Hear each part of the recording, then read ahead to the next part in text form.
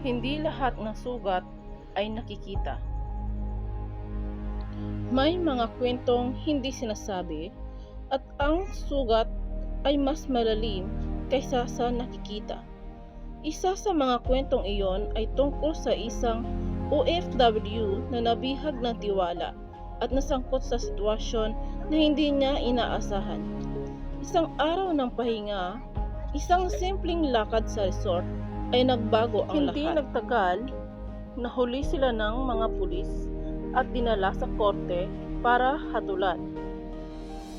Sa kabila ng lahat, kahit ang OFW ay tila abot kamay na ang pangarap at magandang buhay, isang maling hakbang lang nagdala sa kanya sa pinakamalupit na kaparusahan. Hindi lahat ng mali ay halata sa simula. Ang tiwala, kapag nasira, may kaakibat itong mabigat na presyo. Para sa amin na nanonood, isang paalala, ang bawat desisyon ay may responsibilidad. Kahit ang pinakamaliit na pagkukulang, pwede itong humantong sa hindi inaasahang resulta.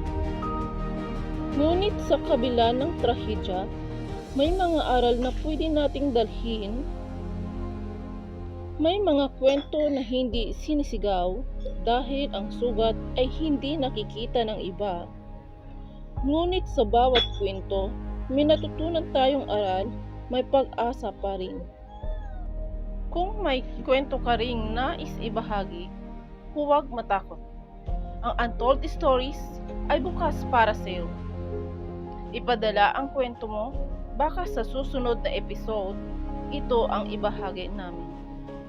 At sa bawat kwento na aming ibinabahagi, kung nagustuhan mo, huwag kalimutang i-like ang video, mag-subscribe sa aming channel at i-follow ang aming page para lagi kang updated sa mga susunod na Untold Stories.